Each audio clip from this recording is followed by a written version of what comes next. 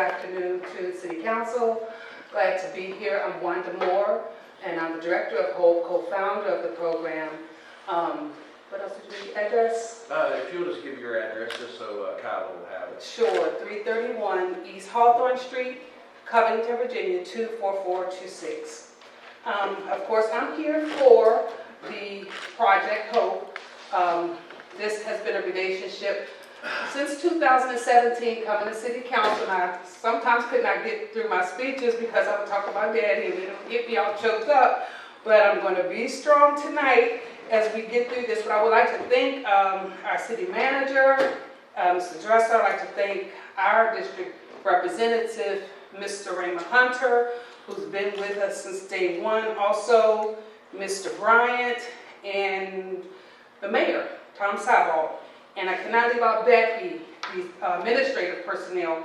Of course, the history of this endeavor, like I said, goes back to 2017 when we had a building right there on the corner of Allegheny and Cherry that we knew housing was continuously a need. However, the property, we could not get the funding to have it demolished. So the city at that time partnered with us when Mr. Goodman was here in the interim city manager position, and you all, saw a presentation from the architect, Mr. Colin Arnold, and approved for the demolition to occur, which was great. Of course, COVID hit. It kind of put a dent in the forward movement of the project, but at the bottom line, the goal was still housing. Fast forward 2 years ago, HOPE received some funding through FEMA, through the emergency housing. And in that year, up until a few months ago, we served over 80-some families. Some of them we were able to provide 30-day housing. Some of them, we were able to connect them with resources. And some of that homeless population was from this area. It wasn't just transients passing through. And the great thing about our program that sets us apart is that we coach these individuals who are in need, and we offer a hand up. Not just hand out, but a hand up, because many of them are coming to the table with just struggles of life, not just lazy and not wanting to work, but they've had life challenges. And that's what sets our program apart, because there's a saying, people don't care about how much you know until they know about how much you care. This was a grassroots effort, seeing a need in the community and responding to it. At the outset of our program, it was geared more towards youth, but over the years, we work with anyone, feeding, clothing, shelter, but housing is still that need.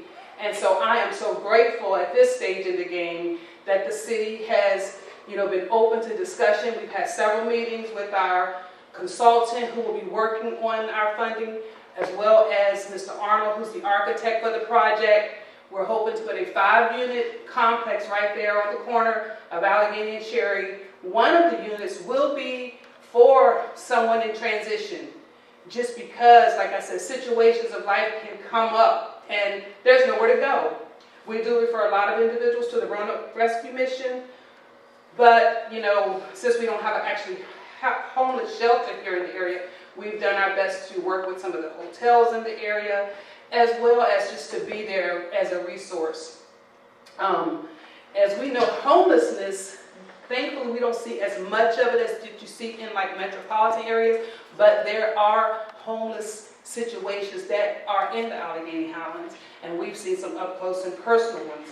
And as I said, the thing that sets us apart is because we're with individuals to help them to that next step, provide them with the resources that they need.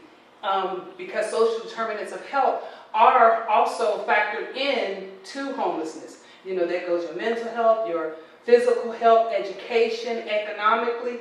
So when there's not a home to go to, people are just left out there. So our goal is to make a difference with these 5 units and add to it. So this is just not a one and done situation. This is something that we are ongoing and going to continue to look through avenues for the funds.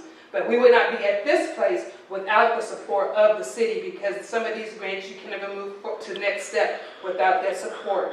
As I said, Healthy People 2030 sets the data, and it is driven towards the 5 components: access to health care, education access, healthy neighborhoods. So this is not going to be just like a hangout. This is going to be a place where people can call home. And I have someone who we've partnered with for the past couple of years who has given me permission to share a little bit of her story. She really does not like to speak in public, but I want to tell you about this lady. She came into our life about 2 years ago, had been homeless for 14 years, living in and out of her car, living in and out of her van. Her van broke down in Washington, and so she ended up here. Right at that time, we were able to secure the funding and provided her with 30 days of housing. And when I say someone who brought resilience to the table, she did, because she was determined to make her life better. When her 30 days were up, she was able to get into Dolly Ann. And when I say resilience, her story is just so encouraging, because you see someone helping their self. She has a therapy dog who's terminal, but her and this dog have been on this journey together. And she prized the fact that we were able to point her to the different services in the community, because she was not from the area. But because of our program, we were able to link her to the different services that she receives. She's now been in her own apartment for almost a little over a year. She has her own furniture. She was so excited because she said, I never had water. I could wash my hair and dye my hair. She would have to go in and out of truck stops and those type of things. So when she got her apartment, I had brought one of those welcome signs, and I was actually buying it for me, but I said, no, you need this in your apartment. And she was so excited. And so her story of determination are the type of stories of the population of people that we look forward to helping within our program. And like I said, we just gave her a hand up because she was so resilient in what she was determined to do. And like I said, she doesn't want to say anything, but that's my friend back there, Miss Nancy, and this is all shared with her permission. So anyway, that's a little bit about the program, why it's so important, and why we've not given up, even with so many setbacks and things that have come. Hope has been around for 19 years this year, and this was, like I said, a total grassroots effort, seeing a need and responding to the need, and it could not have been done without the great people here at City Hall working with us through this effort. Do you have any questions for me? Is one of those still going to be for veterans?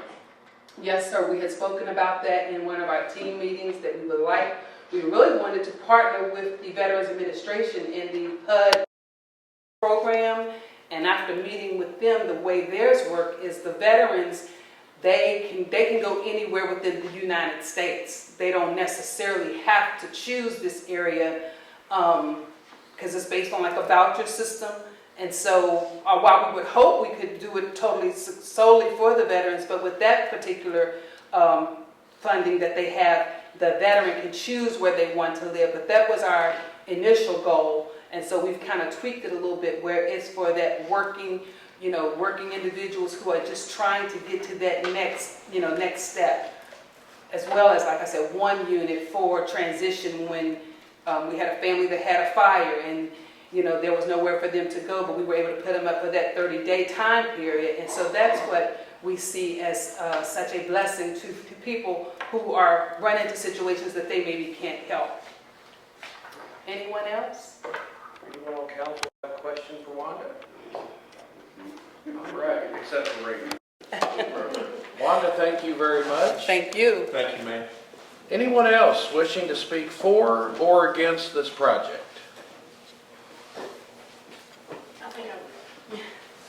My name is Yolanda Spencer. I was born at 528 Dewey Street here in Covington, and I am in support of this planning grant. I think it's a wonderful idea.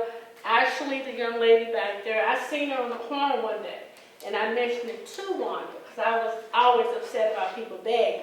And she told me the story, and my heart melted. So I know this is true. So I'm asking for support, and you know that I'm supporting it 100%. Thank you. Thank you, ma'am.